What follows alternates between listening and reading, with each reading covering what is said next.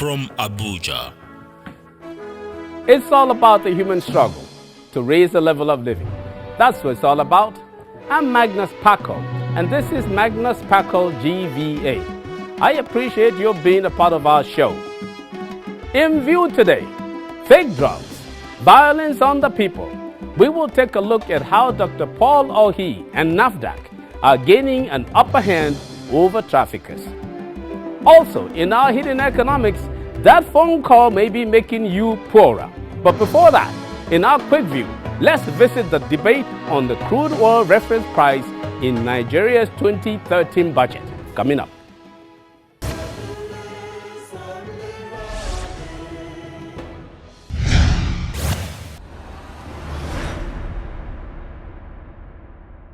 For the 2013 federal government of Nigeria budget, should the reference price for crude oil be $75 a barrel as stipulated by the executive, or should it be $80 a barrel as is being insisted by the House of Representatives? Well, the old wise guys of the Senate are trying to split the difference. They are already looking at something near $78 a barrel. Consider that the price of crude oil using Brent prices, which typically trend thinly below Nigeria's bounty light on average, tumbled from nearly $97 a barrel in 2008 to about $62 a barrel in 2009, following the global crisis of that period. Now, last year, the price of Brent averaged over $111 a barrel, rising from an average of $79.61 a barrel from 2010. So far this year, the Brent price of crude oil is trending well over $100 a barrel. Now, what will happen next year? I can tell you right now that no one knows. At the EBS, we are cautious about next year in terms of global economic conditions and expect it to be much like this year, with crude oil prices averaging a little over $100 a barrel. Now, what if Europe triggers another round of contagion? Prices could drop closer to $80 a barrel, making a $75 benchmark a safer bet. Suppose the executive and the legislature refuse to see eye to eye. Then we will all see a fiscal cliff into which we can perish. Now, not to worry, here is a way out. Let's all accept the $75 a barrel for the whole budget, but add a $5 a barrel premium to go specifically for additional road construction only. If in 2013 we get a crude oil price well over $80 a barrel, we get new roads. If not, then we still get what we would have got. This is our quick view on what we may call the new doctrine of necessity. Still in view, fake drugs in Nigeria. How the National Food and Drug Administration and Control, NAFDAC, may be gaining an upper hand. But up next in our hidden economics, how that phone call may be too heavy for you and your family.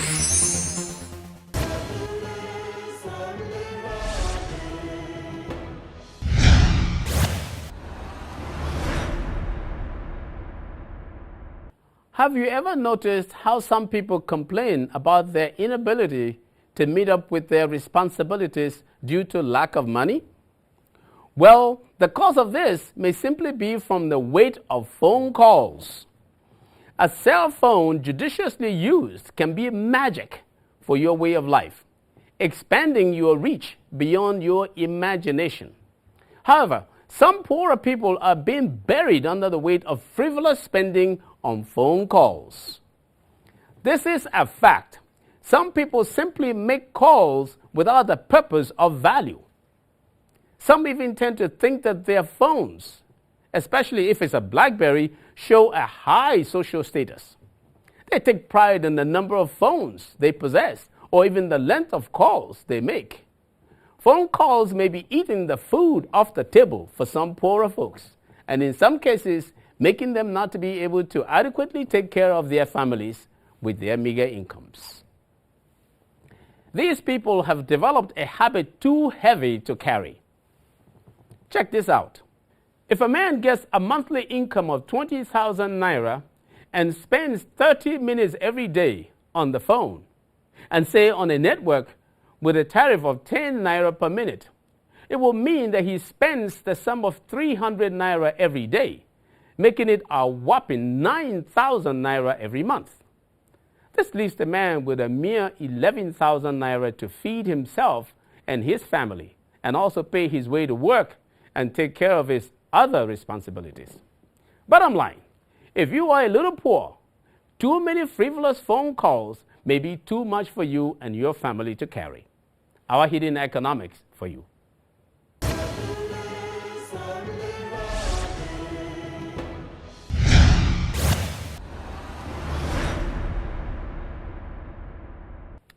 Counterfeit drugs made in Asia and other emerging markets are a growing problem that's cutting into profits for drug companies and endangering lives, especially in developing countries. Estimates for the size of the counterfeit drug market are approaching $200 billion a year. Nigeria is said to be the largest market for fake drugs among developing countries. Indeed, it is estimated that until recently, over 60% of malaria medicines imported into the country were fake. Even now, some argue that about 25% of the medicines on the shelf in the country are fake. Fake drugs are a money machine whose sales, according to sources, are growing at twice the rate of legitimate pharmaceuticals and killing people, destroying productivity and mass participation in development. Recently, we had the Director General of the National Food and Drug Administration and Control Agency, Dr. Paul Butwell-Ohi, in our studio to discuss how he has been able to gain an upper hand on fake drugs in Nigeria. Dr. Ohi holds an MD and a PhD in medicine with emphasis in chrononeuropsychopharmacology. He has participated in scientific research work in many countries, including the United States of America, Israel, England, Japan, and Australia. He also holds a degree in law. Please join me in my discussion with Dr. Paul Ohi.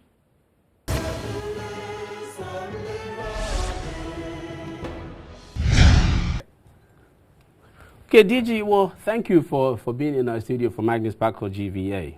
I just wanted to say that your job is not easy by any means.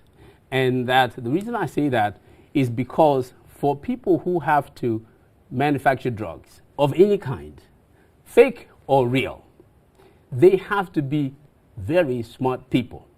And that means that you are contending with these kinds of people, these people who can make drugs, as I said, fake or real. It is not easy to understand the chemistry that goes into it and to make it to look as close as possible to the real deal. I think that the task before you is immense. It's just huge. How have you managed to keep pace with these other people too, who are equally smart because they have to keep up, with the times, to be able to be as competitive as possible against people like you that are trying to stop them? How have you managed to do it, DG? Thank you, Dr. Bacco, for having me on this show. Yeah. First and foremost, a Russian writer, Fyodor Dostoevsky, once wrote that criminals are people who are usually above regular intelligence. So it is not different with people who manufacture fake drugs. These are extremely intelligent people. Most of them also have a lot of money, especially now when it is becoming even more complicated. With the crackdown on illicit narcotic trade, most of the former drug barons have now diverted their resources to manufacturing fake drugs because it is less risky for them. Most jurisdictions do not even have a law against fake drug dealing in fake drugs. It is more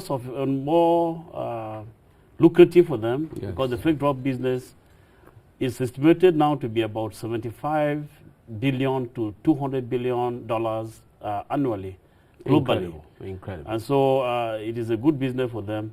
So to stay ahead of the game, you have to always think ahead of the fake drug dealers, despite the fact that they have become more sophisticated, more militarized, and more globalized. It used to be that you could look at a fake drug packaging and you could tell because the package did not look right. Yes. Maybe there was some spelling error and you could say that, well, this is a fake drug. In Nigeria, when we started using the NAFDAC number, sometimes you see a drug without a NAFDAC number, you knew that it was a fake drug.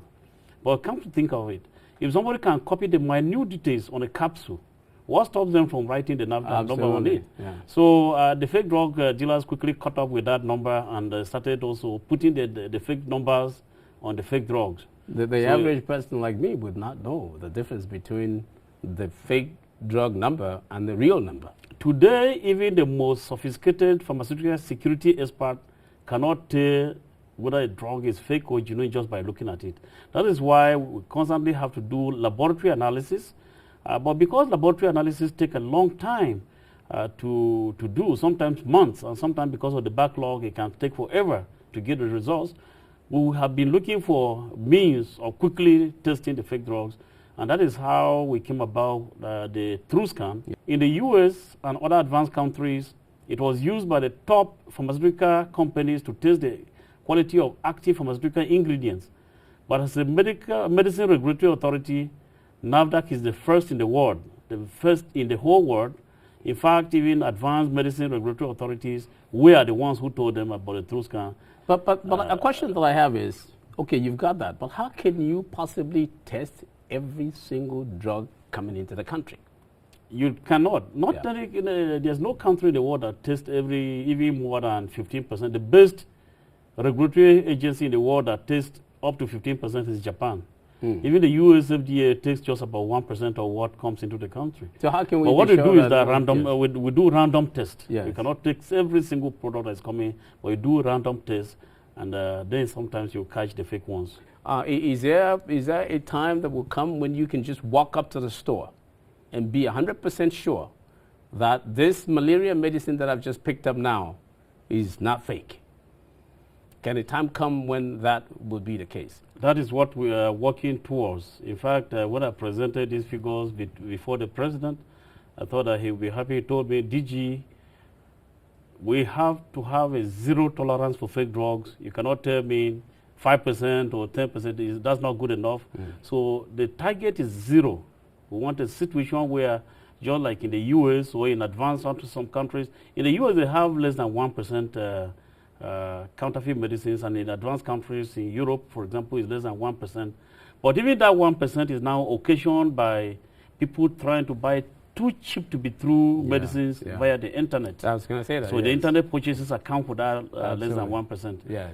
So that is where we hope that we will be, and we have put in place a very comprehensive, well-coordinated, multidimensional approach to achieving that.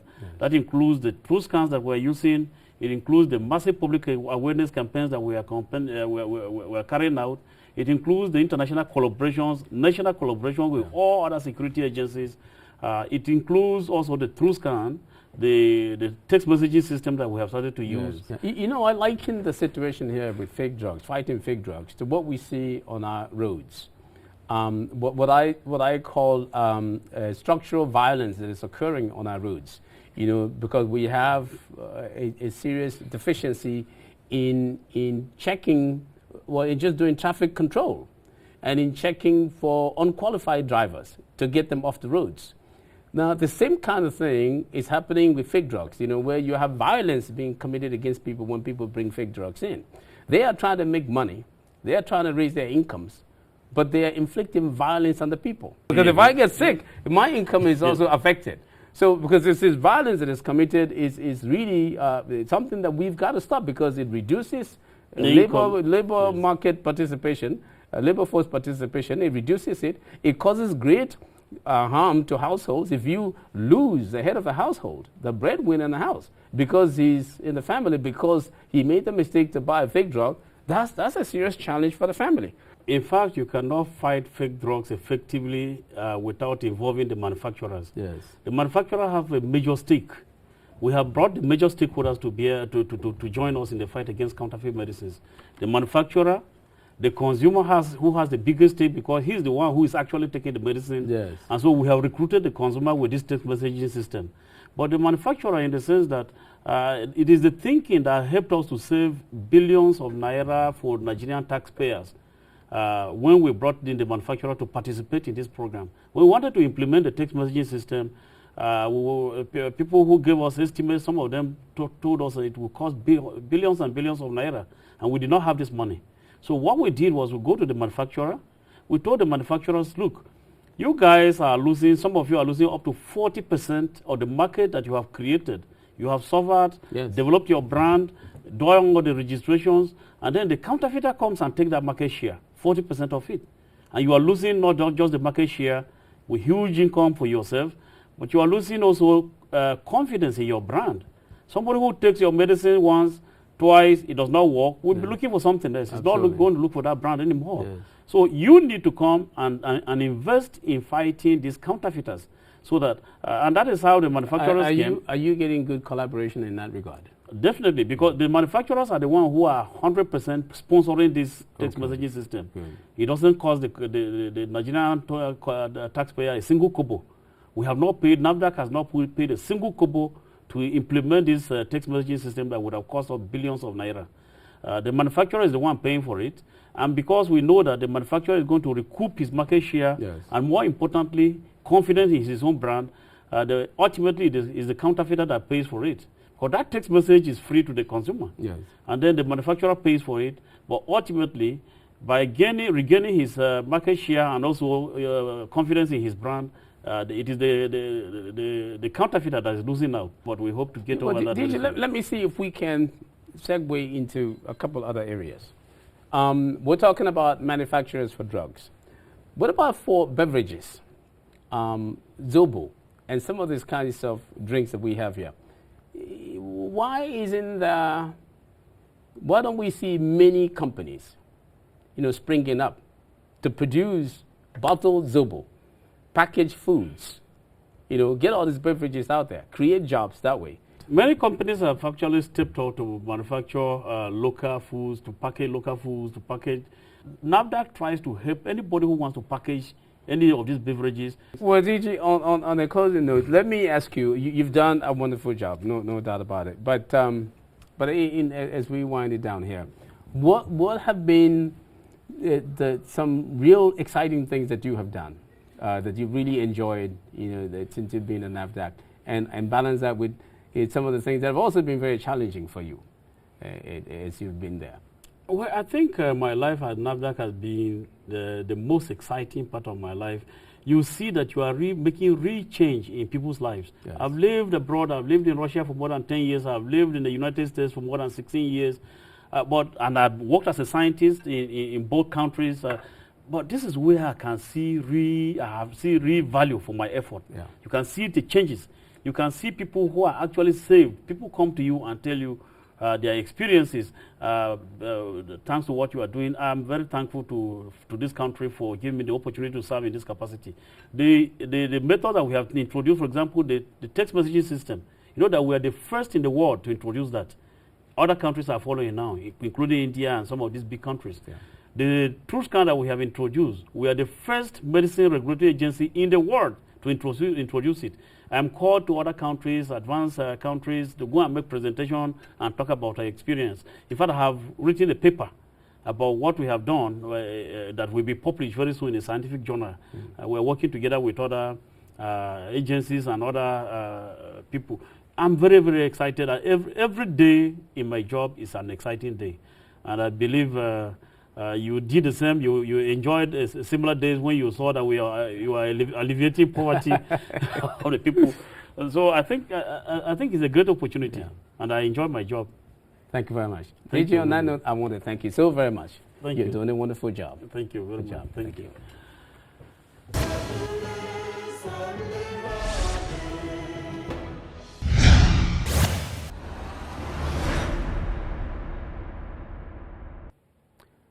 The reason animals cannot experience significant improvements in their living condition is because they lack the ability to organize themselves in the wild.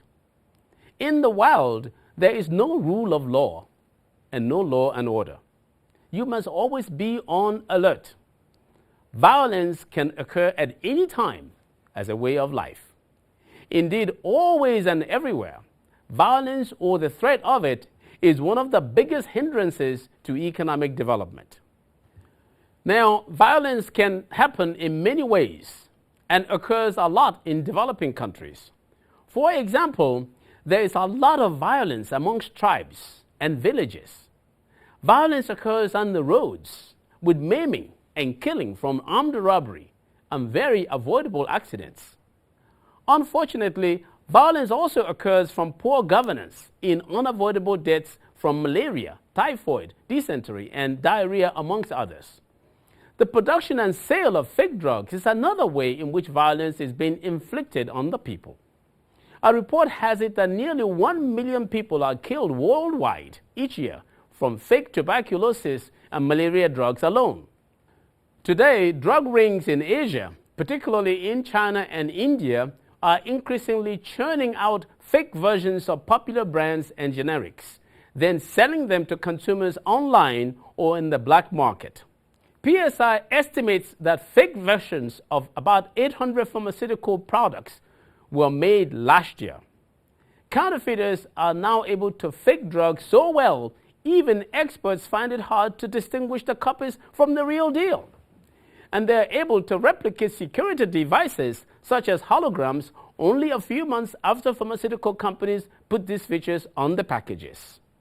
A major problem, according to Tom Kubik, CEO of PSI, is that you can make more money in counterfeit drugs than in heroin.